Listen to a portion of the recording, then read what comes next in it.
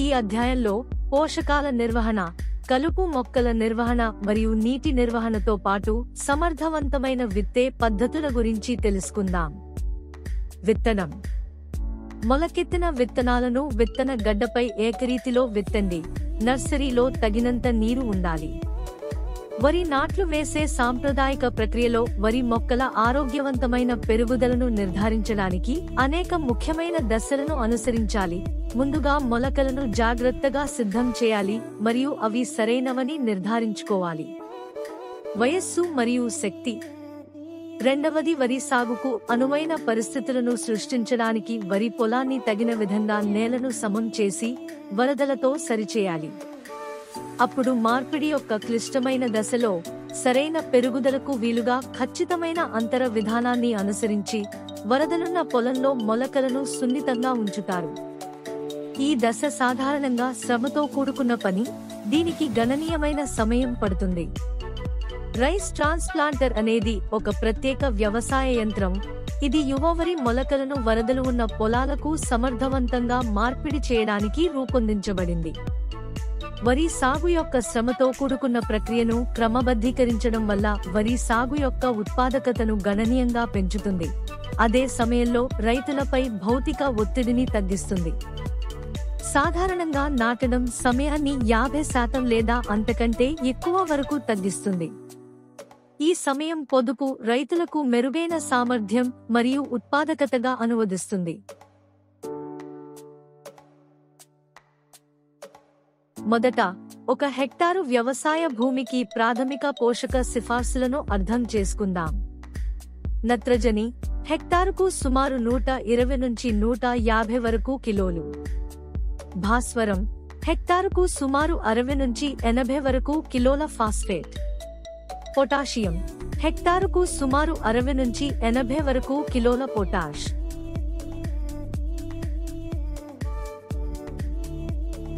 ఈ దశలో ఇది నాటడం నుండి మొదటి నెల వరకు ఉంటుంది. నత్రజనిని మొత్తం సిఫార్సు చేయబడిన నత్రజనిలో 20 నుంచి 30% చొప్పున వేయాలి.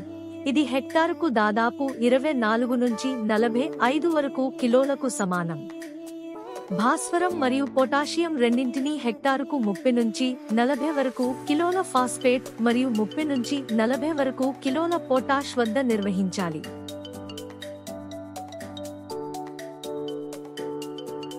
మొదటి నెల నుండి 2వ నెల వరకు పొడిగించే దశకు వెళ్లడం. నత్రజని అవసరం మొత్తం సిఫార్సు చేయబడిన నత్రజనిలో 30-40కి పెరుగుతుంది. హెక్టారుకు సుమారు 36 నుంచి 60 వరకు కిలోలు. భాస్వరం మరియు పొటాషియం స్థాయిలు హెక్టారుకు 30 నుంచి 40 వరకు కిలోల ఫాస్ఫేట్ మరియు 30 నుంచి 40 వరకు కిలోల పొటాష్ వద్ద స్థిరంగా ఉంటాయి.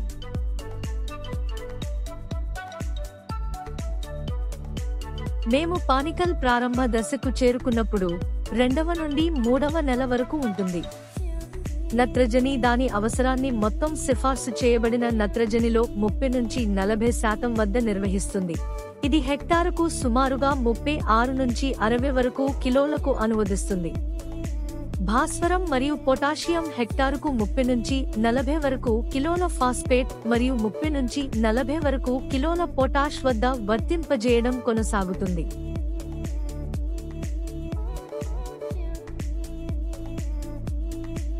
క్లిష్టమైన శీర్షిక మరియు ధాన్యం నింపే దశలో ఇది 3వ నుండి 5వ నెల వరకు ఉంటుంది. నత్రజని డిమాండ్ మొత్తం సిఫార్సు చేయబడిన నత్రజనిలో 60-70కి గణనీయంగా పెరుగుతుంది. ఇది హెక్టారుకు సుమారుగా 72 నుంచి 105 వరకు కిలోలు. భాస్వరం మరియు పొటాషియం స్థాయిలు ఇప్పటికీ హెక్టారుకు 30 నుంచి 40 వరకు కిలోల ఫాస్ఫేట్ మరియు 30 నుంచి 40 వరకు కిలోల పొటాష్ వద్ద నిర్వహించబడాలి.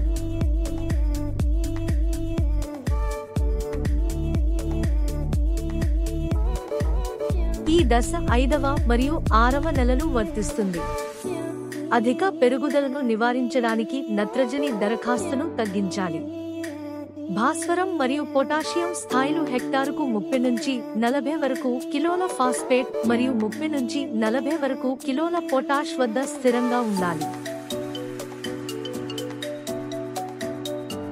చివరగా పంట దశలో ఇది 6వ నెల తర్వాత సంభవిస్తుంది. నత్రజని, భాస్వరం లేదా పొటాషియం యొక్క అదనపు అప్లికేషన్ అవసరం లేదు. ముగింపులో, సరైన దిగుబడిని సాధించడానికి మరియు నేల ఆరోగ్యాన్ని కాపాడుకోవడానికి పంట పెరుగుదల దశల్లో సమర్థవంతమైన పోషక నిర్వహణ చాలా ముఖ్యమైనది.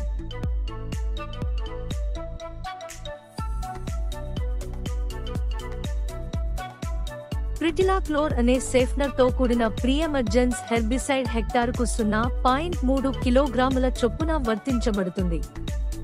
వరి కొంచెం పెరిగిన తర్వాత సుమారు 3 నుంచి 5 వరకు ఆకులు మరియు కలుపు మొక్కలు చిన్నవిగా ఉన్న పెరిగిన తర్వాత పోస్ట్ ఎమర్జెన్స్ కలుపు సంహారిణి 2-4 మెనస్-డి వర్తించబడుతుంది. 2-4 మెనస్-డి యొక్క సిఫార్సు మోతాదు హెక్టారుకు 500 నుండి 1000 గ్రాములు. నీటి సన్నని పొరను ఉంచండి మరియు అది కనిపించకుండా పోవడానికి అనుమతించండి. నీటి పారుదలని నివారించండి. ఇది మొలకెత్తే కలుపు మొక్కలను నియంత్రిస్తుంది. వరి మొక్కలు చిన్న వయసులో ఉన్నప్పుడు కలుపు మొక్కలను నియంత్రించడానికి నిస్సార కలుపు తీయడం మరియు మట్టి పెంపకం చేయడంలో ఇది సహాయపడగలదు. కాబట్టి సాగుదారు లేదా కలుపు తీసే యంత్రం ద్వారా దీన్ని మెరుగ్గా నిర్వహించవచ్చు. నేల భంగం, నీటిని సంరక్షించడం మరియు పంట ఆరోగ్యాన్ని మెరుగుపరచడం. ఇవి రసాయన కలుపు సంహారకాల అవసరాన్ని కూడా తగ్గిస్తాయి. ఫలితంగా దిగుబడి పెరుగుతుంది మరియు పర్యావరణ అనుకూల వ్యవసాయ పద్ధతులను ప్రోత్సహిస్తుంది.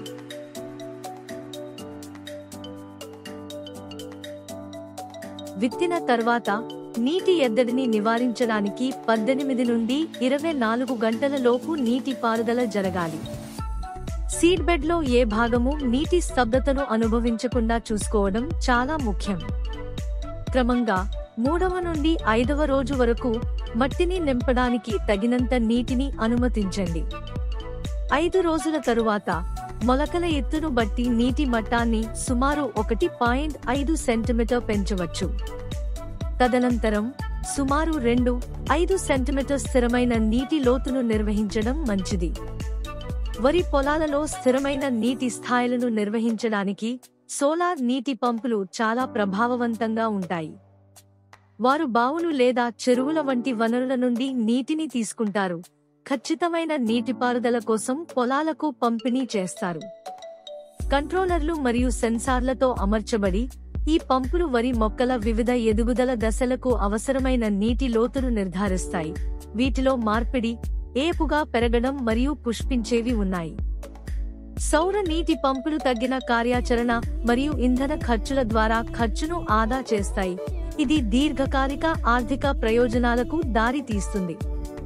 ప్రభుత్వ రాయితీలకు ప్రాప్యత, మెరుగైన నీటి నిర్వహణ, పెరిగిన భూమి విలువ మరియు పర్యావరణ ఖర్చు తగ్గింపు ఈ పంపులను ఉపయోగించడం వల్ల అదనపు ప్రయోజనాలు.